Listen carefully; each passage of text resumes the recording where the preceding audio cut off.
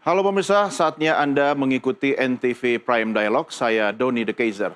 Pemirsa, banjir kembali merendam sejumlah wilayah Jakarta, Bogor, Depok, Tangerang, dan Bekasi hari ini Selasa 4 Maret 2025. Banjir terjadi imbas hujan lebat yang mengguyur wilayah Jabodetabek dalam beberapa waktu terakhir ini. Lantas apa sebenarnya pemicu hujan lebat yang menyebabkan banjir di wilayah Jabodetabek? Kami ajak Anda untuk membahas terkait banjir yang mengepung Jabodetabek ini bersama narasumber yang telah terhubung melalui sambungan Zoom, yaitu Direktur Meteorologi Publik BMKG Andri Ramadhani dan juga Kepala Satuan Pelaksana Pengelolaan Data dan Informasi BPBD Jakarta, Christian Gotam Marudut Sihombing, yang sudah terhubung melalui sambungan Zoom. Selamat sore Pak Christian. Selamat sore Pak Doni. Siap, terima kasih Pak Christian. Di tengah-tengah kesibukan menangani banjir masih sempat berdiskusi dengan kami. Sebelum ngobrol lebih jauh Pak Christian, saya ajak Anda dan pemirsa, mari kita simak dulu tayangan yang berikut ini. Usai direndam banjir sejak Selasa malam, bencana banjir yang melanda permukiman di Jalan Cililitan Kecil, Keramat Jati, Jakarta Timur semakin tinggi hingga mencapai 5 meter pada Senin siang. Tingginya air banjir di kawasan ini terjadi akibat meluapnya debit air di aliran Kali Ciliwung yang membawa air dari wilayah Bogor, Jawa Barat. Dari data sementara, ratusan rumah yang terdiri dari 4 RT di kawasan ini sepenuhnya lumpuh diterjang banjir.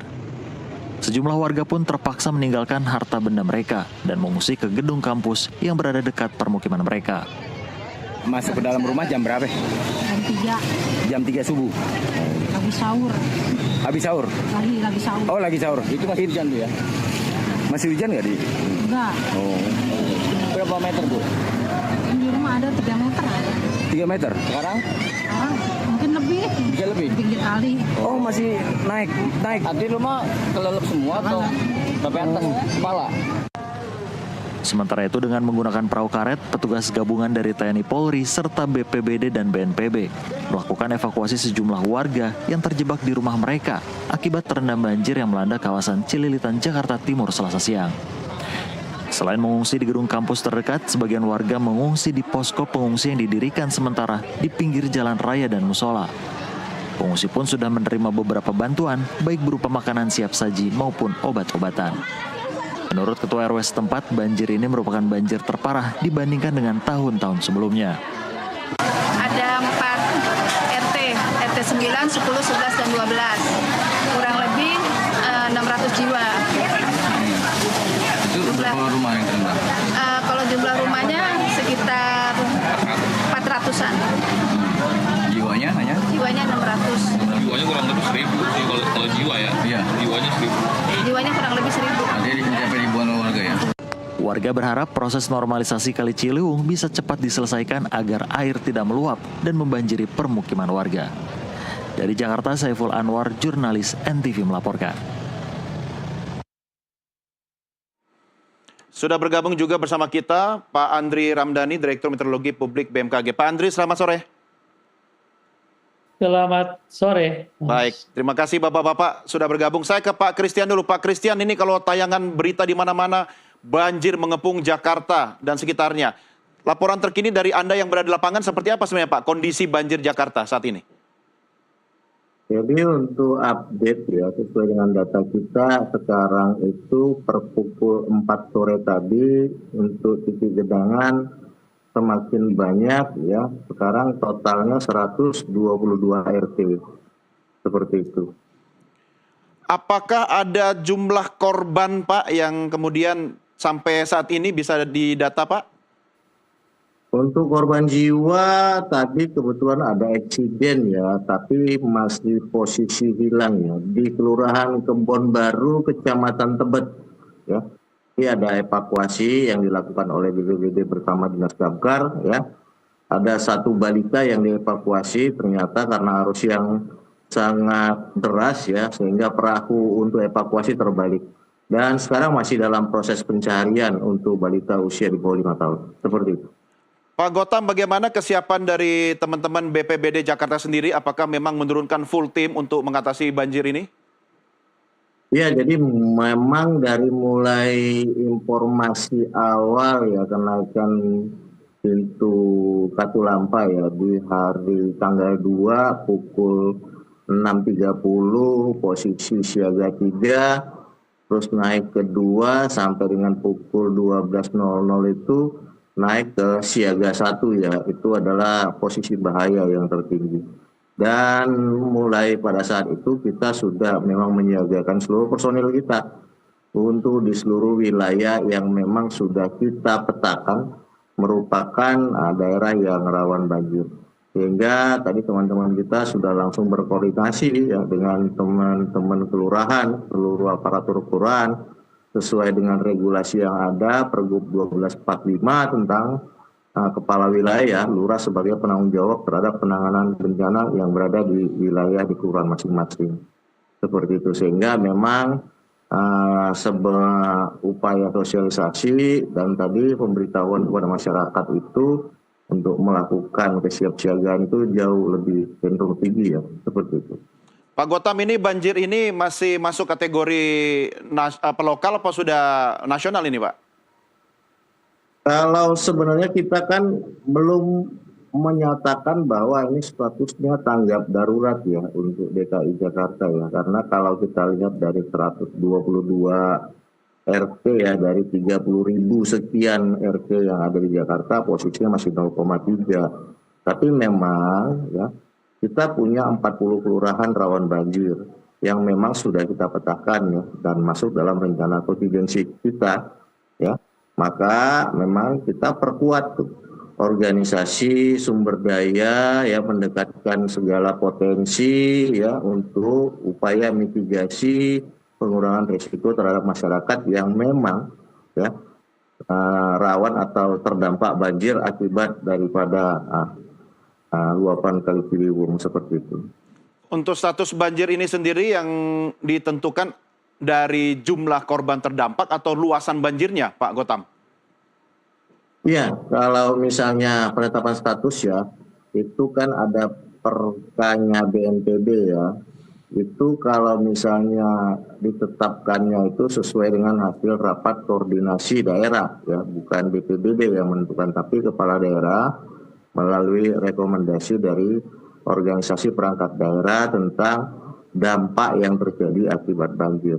Saat ini kalau kita lihat dari 0,3% ya, 0,03% ART yang sekarang terdampak banjir atau tergenang itu masih sangat minim sekali untuk ditentukan atau diputuskan untuk menyatakan status keadaan darurat bencana seperti itu, Pak. Ya, baik. Saya ke Pak Andri. Pak Andri, apakah benar penyebab banjir di Jakarta ini karena curah hujan yang tinggi atau karena perubahan iklim atau karena banjir kiriman dari Bogor, Pak?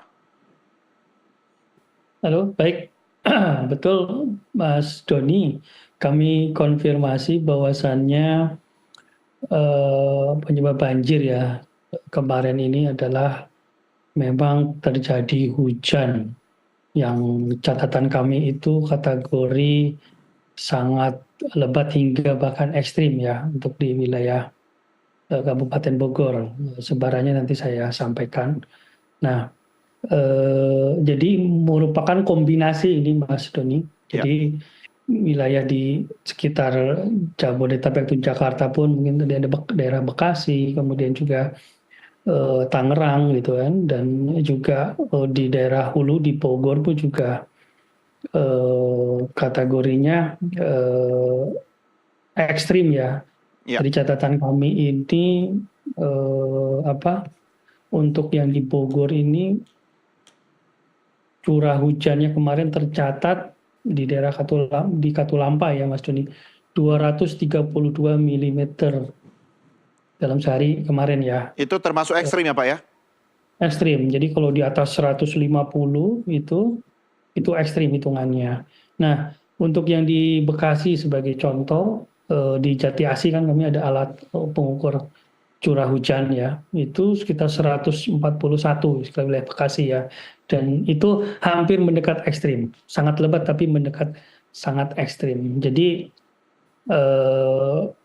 ini mengkonfirmasi bahwa curah hujan di periode tanggal 3 ya, sehingga tanggal 4 tadi pagi gitu, kami lihat secara sebaran bola spasialnya itu merata dan memang terkonsentrasi di wilayah yang ekstrim atau sangat lebat di wilayah selatan ya, Bogor. Jadi dari daerah hulu ke wilayah Jakarta pun di bagian barat ya, barat dan juga selatan dan juga timurnya Jakarta. Tapi yang di wilayah tengah Jakarta relatif hujannya sedang saja. Ya, walaupun Demikian. waktu hujannya hampir bersamaan ya, Pak Andri ya, di Bogor dan di Jakarta. Betul, hujannya memang bersamaan, tetapi memang intensitas yang membedakan. Yang saya sampaikan tadi yang di selatan itu lebih lebih tinggi intensitasnya ya. Dan Ya. juga yang di Bekasi Selatan dan juga yang di Bogor. Demikian Mas Doni. Pak Andri, Anda mengatakan bahwa curah hujan di Bogor itu ekstrim ya, 232 mili. Di pos hujan Katulampa ini. Oke. Nah, kondisi cuaca hujan, curah hujan ekstrim di Bogor sendiri dalam 20 tahun terakhir ini apakah pernah terjadi yang di atas 150, Pak? Saya kira memang pernah terjadi ya, tapi ini masih belum memecahkan rekor 2020, Pak. Mas Doni. Oke. 2020 itu rekor tertinggi ya, bahkan di Jakarta itu 377. Bayangkan tuh. Wow, itu yang banjir tertinggi Pak ya? Jakarta. Dan waktu itu juga merata. Betul. Di wilayah Bogor itu pun juga mencapai ya memang di atas 200 juga. Jadi artinya ini bukan rekor ya. Ya, tahun 2020 berapa curah hujannya Pak? 300? 70 itu hingga 377 maksimal. Tertinggi. Karena kan 232 ya. 377 itu di wilayah Jakarta di Halim. Di Bogornya itu 243, kemudian juga di sekitar Bekasi bagian timur selatan itu 335. Jadi memang ini belum rekor. Oke, belum rekor tapi sudah banyak yang terendam di Jakarta. Sudah banyak. Nah, ini kan masalah environment-nya artinya ya lingkup ya. Betul. Semakin kesini kan tentu semakin padat, drainase juga perlu ada optimalisasi selanjutnya. Jadi artinya dari sisi curah hujan ini belum yang tertinggi rekor. Baik, Bapak-bapak, Pak Andri, Pak Gautam, kita rehat sejenak, kita lanjutkan diskusi kita di segmen berikutnya. Pemirsa, kami segera kembali sesaat lagi.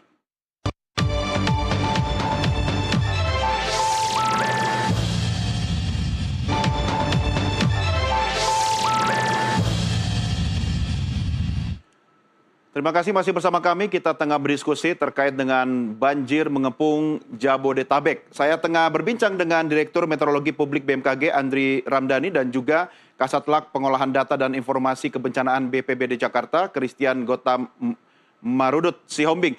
Pak Gautam, ini kalau bicara banjir di Jakarta ini, apakah kemudian dampaknya sudah sampai kepada infrastruktur utama masyarakat, Pak?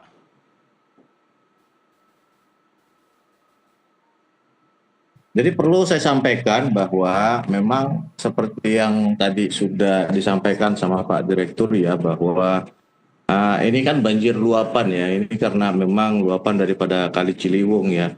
Sehingga tadi Kali Ciliwung ini merupakan kewenangan dari pemerintah pusat. Jadi kalau kita lihat dari dampaknya, ini memang sudah memasukin kepada perumahan masyarakat. Ya, sehingga tadi pemerintah Provinsi DKI Jakarta bersama pemerintah pusat tadi pagi sudah melakukan rapat koordinasi ya perihal bagaimana penanganan, dan memang kebetulan daerah yang terdampak itu saat ini itu ada berapa kabupaten? Ada 3 kabupaten ya, Kota Depok, Kabupaten Bogor, Kabupaten Bekasi, dan Kota Bekasi ya, sehingga tadi pemerintah pusat langsung mengerahkan seluruh sumber dayanya seperti itu. Untuk permasalahan apakah ini sudah memasukin fasilitas publik, ya, yang namanya banjir pasti nggak milih-milih tempat Pak ya? Ya, jadi memang saat ini ya, ada 4 jalan yang tergenang, itu kan merupakan fasilitas publik ya, tapi mudah-mudahan tadi BNPB sudah melakukan upaya mitigasi dengan melakukan operasi modifikasi cuaca yang sudah berjalan mulai tadi sore sampai mungkin malam ini sampai besok. Meskipun tadi posisi untuk beberapa pintu air di Jakarta, Manggarai, Karet masih posisi siaga 3, seperti itu Pak. Katanya pompa semua Pemprov DKI nyala semua, Pak Gotam. Artinya harusnya nggak ada masalah atau bisa surut lebih cepat dong? Permasalahannya tadi mungkin bisa ditanya sama Pak Direktur ya, untuk BMKG ya. Jadi memang bersyukur kita karena memang kondisi luapan Kali Ciliwung ini tidak ditambah oleh hujan yang ada di wilayah Jakarta.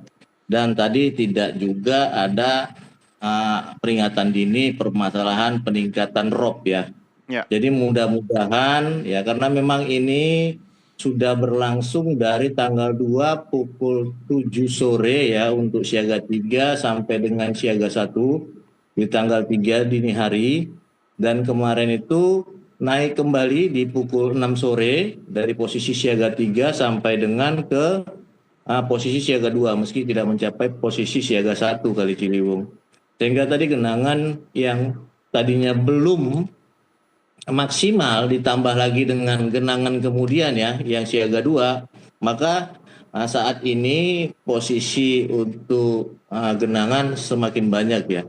Di hari kemarin itu posisi sampai 69, di tanggal 3 pada pukul 7 malam itu puncaknya 69 titik genangan, dan di pukul 10 itu sudah berkurang sampai dengan 28 titik genangan sisanya. Tapi hari ini per update pukul 4 sore ini sudah jadi 122 titik genangan. Begitu Mas Doni. Baik, saya kembali ke Pak Andri. Pak Andri, dari data dan informasi yang Anda sampaikan tadi, kalau kita bandingkan dengan tahun 2020, kemudian ini masih belum rekornya curah hujan, artinya bisa terkonfirmasi ini terjadi kerusakan lingkungan yang sangat masif baik di Bogor ataupun Jakarta. Begitu Pak Andri? Saya belum bisa memberikan statement terkait itu ya Pak, karena mungkin nanti pihak yang lebih relevan nanti dapat menjawabnya ya. Mungkin poinnya adalah yang saya sampaikan berdasarkan data curah hujan untuk kemarin ya tanggal 3 hingga tanggal 4 tadi memang terkonsentrasi ekstrimnya itu di wilayah selatan DKI, kemudian timur DKI dan Barat DKI. Dan wilayah DKI-nya sendiri curah hujannya tidak ekstrim ya, mungkin sedang tadi saya sampaikan ya untuk kemarin. Tapi tadi banjir luapan kirimannya ini yang karena di Bogor itu sangat ekstrim sekali itu, dan juga kan di hari sebelumnya juga curah hujan ya cukup cukup tinggi juga di wilayah selatan yang di tanggal 2 hingga tanggal 3 itu. Di AWS di Bogor itu di pengukuran kami itu hingga mencapai 167. Tadi betul sama yang disampaikan oleh Pak Gotam tadi ya.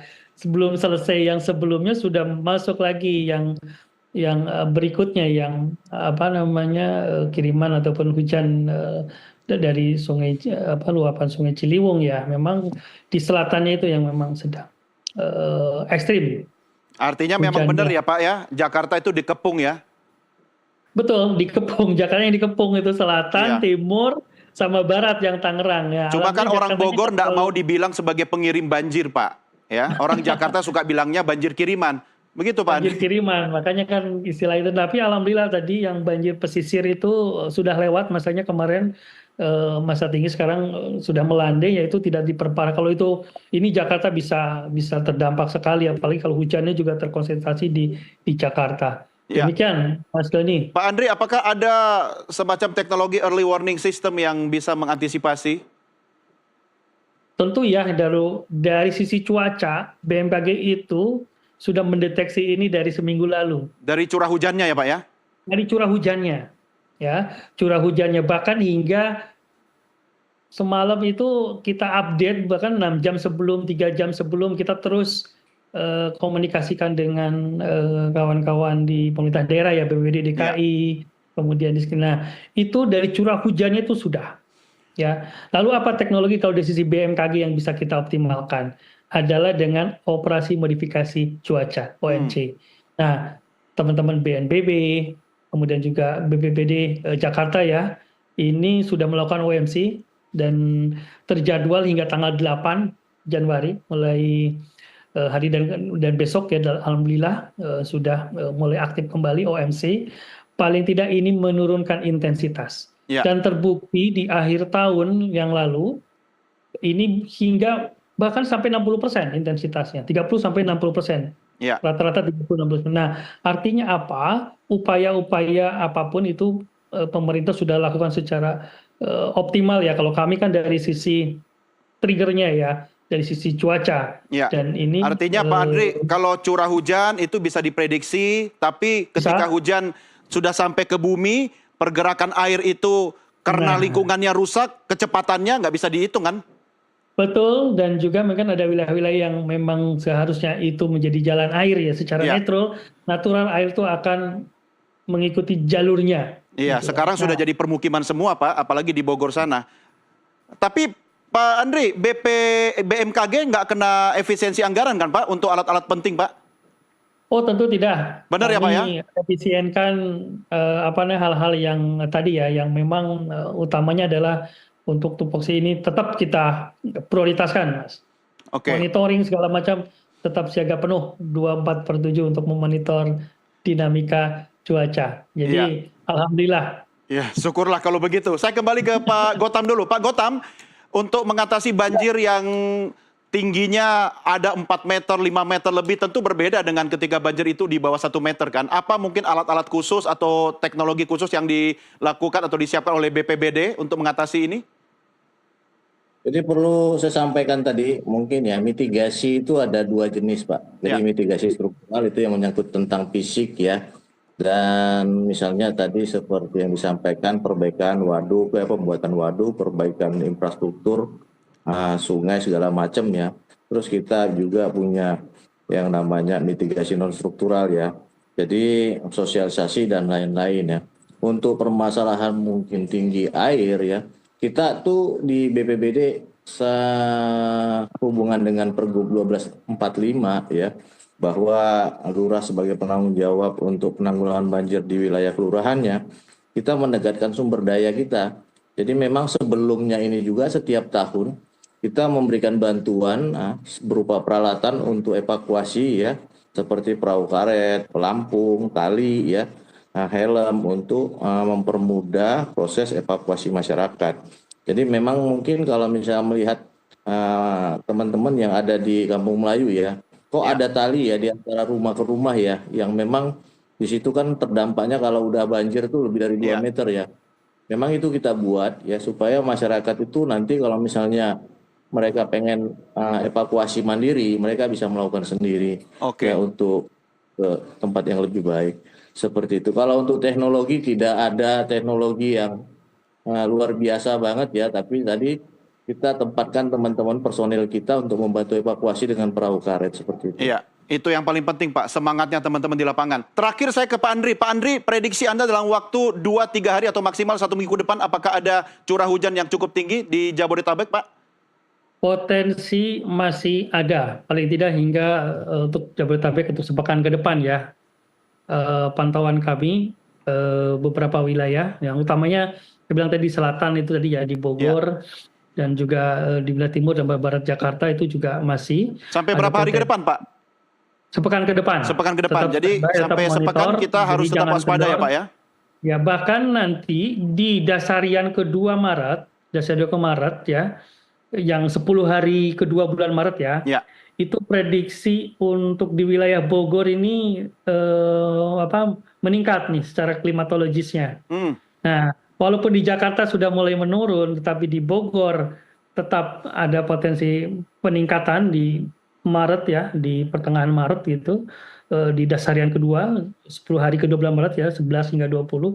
Nah, ini juga kita terus monitor, Mas Doni. Jadi Maret itu belum selesai musim hujan, nanti selesainya mungkin peralihan di bulan April ya, April Mei. Ini tetap harus meningkatkan kesiapsiagaan, kewaspadaan, jangan kendor. Ya, baik. Itu kata kuncinya, tetap waspada, jangan kendor ya, apalagi menjelang Hari Raya Idul Fitri nanti akhir bulan Maret. Baik, Bapak-bapak, Pak Andri, Pak Gautam, terima kasih. Dan tetap semangat dalam menjalankan tugasnya. Sampai jumpa lagi. Selamat malam. Baik.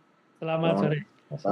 Ya, pemirsa, demikian diskusi kami dalam NTV Prime Dialog. Jangan kemana-mana karena usai azan maghrib dan saat berbuka puasa untuk Jakarta dan sekitarnya, NTV Prime masih akan kembali. Tetap bersama kami.